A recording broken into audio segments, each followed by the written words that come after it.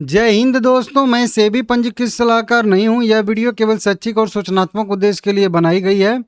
बात करेंगे विप्रो लिमिटेड के बारे में। विप्रो का आने वाला है रिजल्ट और उसी का हम लोग देखेंगे प्रीव्यू। लगभग 10 ब्रोकरेज रिपोर्ट निकल के सामने आ चुकी हैं, जो अपना अलग अलग जो है वो अनुमान लगा रही हैं कि कितना नेट प्रॉफिट आएगा, राजस्व कितना आएगा, सीसी रेवेन्यू में कितना बढ़ोतरी या घटोतरी होगी, मार्जिन क्या रहने वाला है, एपीएस क्या रहेगा, बायबैक से क्या असर पड़ेगा। सब कुछ चीज़ें यहाँ पे बताई जा रही हैं, जो हम लोग एक एक करके देखेंगे। 175 रुपये पे शेयर ट्रेड कर रहा है 1.5% की बढ़त के साथ। पिछले दिन तेजी आई थी। 6.25% का डिविडेंड यील्ड है। हाँ, डिविडेंड भी दे रही है, तो डिविडेंड का भी अनुमान देख लेंगे कितना डिविडेंड देती है और कितना दे सकती है। अब देखिए, इसमें अगर हम लोग देखेंगे तो 15 और 16 दोनों दिन इसकी जो है मीटिंग होगी जुलाई में, अभी अगले हफ्ते में। तो 16 तारीख को इसका फाइनल आउटकम निकल के सामने आएगा और साथ में इसका स्टैंडअलोन कंसोलिडेटेड रिजल्ट और साथ में कंपनी का इंटरिम डिविडेंड, तीनों चीज़ों पे विचार होगी। और उसी दिन शाम को जो है ईजीएम भी होने वाला है। इसका एजीएम ओजीएम जो भी के लिए कॉन्फ्रेंस कॉल का अपडेट भी आएगा, ठीक है ना। ये कॉन्फ्रेंस कॉल का ये अपडेट है। कब होगा? 16 जुलाई को ही होगा। 6:30 बजे से लेकर 9 बजे तक होने वाला है। तो 6:30 बजे से पहले पहले ही कुल मिला के कह लीजिए कि रिजल्ट इसका आ जाएगा, ऐसी संभावना यहाँ पे है, ठीक है ना। देख लीजिएगा। अब देखिए, कई सारे ब्रोकरेज रिपोर्ट यहाँ पे निकल के सामने आई हैं। एक दो नहीं, बहुत सारी ब्रोकरेज रिपोर्ट निकल के सामने आई हैं।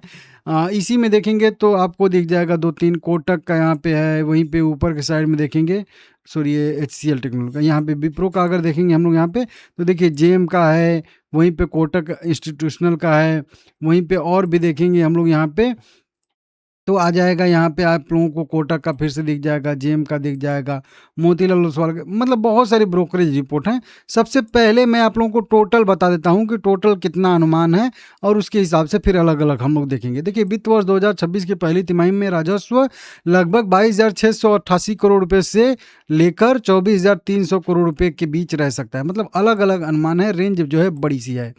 वहीं पे बताया जा रहा है कि शुद्ध लाभ लगभग 33,090 करोड़ रुपए रहने का अनुमान है। हालांकि इसमें भी वेरिएशन है। कई सारे लोगों को 3400 करोड़ रुपए दिख रहा है, कई सारे लोगों को 3200 500 ऐसे भी दिख रहा है, 32,500। विदेशी मुद्रा राजस्व में लगभग 2% की गिरावट की संभावना है, माइनस में जा सकता है, के बीच रहने की संभावना है, या फिर फ्लैट भी रह सकता है, जीरो भी लिखा है।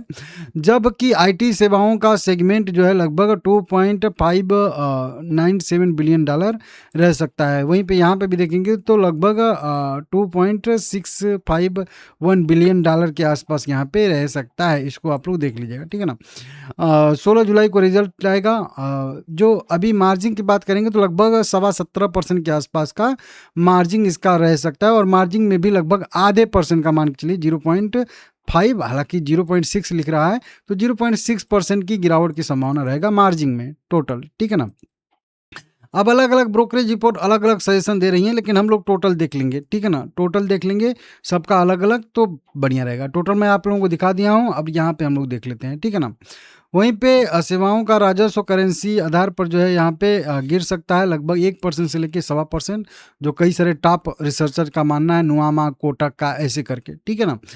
15,000 करोड़ रुपए के मेगा बायबैक से जो है निवेशक उसके बाद क्या अपडेट आ रहा है ये देखने के लिए थोड़ा सा उत्सुक रहेंगे। तो जो कॉन्फ्रेंस कॉल होगा उसमें बायबैक के बाद का कंपनी का क्या प्लान है, क्या बयान है, कमेंट्री है जिसको कहते हैं, उस पे नज़र रहेगी। 10 जो टॉप के ब्रोकरेज रिपोर्ट हैं उनको मैं यहाँ पे मैं फ्लैश कर दे रहा हूँ, ठीक है ना। नुआमा की बात करेंगे तो 22,580 करोड़, नहीं बोला था, 22,500 करोड़ भी बहुत सारे लोगों का है। और 33,010 करोड़ रुपए का इनको जो है नेट प्रॉफिट की संभावना। अब बोलो कि पिछली बार कितना था, तो उसको हम लोग देख के चलेंगे। देखिए, जून 2025 में 22,100 करोड़ रुपए का राजस्व था और नेट प्रॉफिट था 3,336 करोड़।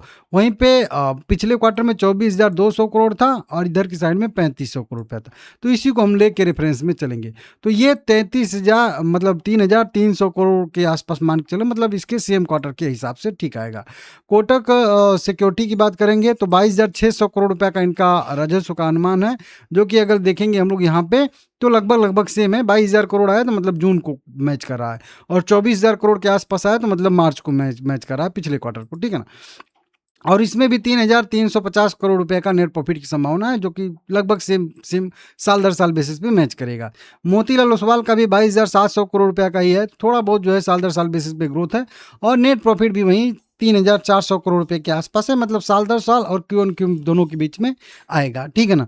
जेफरीज भी 22,700 करोड़ ही मान के चल रहा है, मतलब साल दर साल बेसिस पे थोड़ी सी बढ़ोतरी, और क्यू ऑन क्यू बेसिस पे अगर देखेंगे तो गिरावट। नेट प्रॉफिट 3,440 करोड़ का मान के चला, मतलब पिछले क्वार्टर से कम, और साल दर साल बेसिस पे ये भी बेसी है। सीटी की मानेंगे तो ये भी 22,500 करोड़ ही मान के चला, मतलब साल दर साल बेसिस पे बेसी है, और जो है क्यू ऑन क्यू बेसिस पे गिरावट।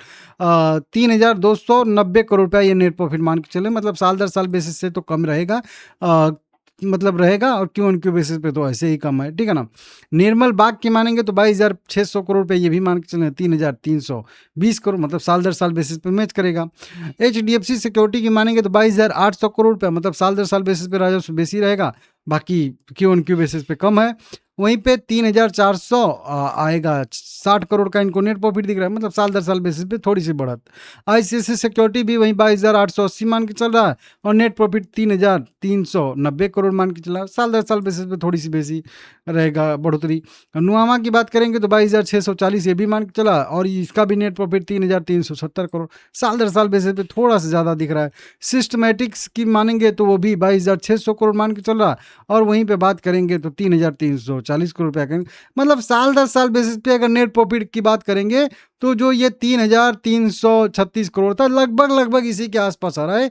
कोई भी अनुमान जो है पिछले क्वार्टर, मतलब 3,500 करोड़ रुपए के पास नहीं जा रहा है, बहुत जा रहा है तो 3,400 करोड़, 3,450 करोड़, बस इतना ही आ रहा है।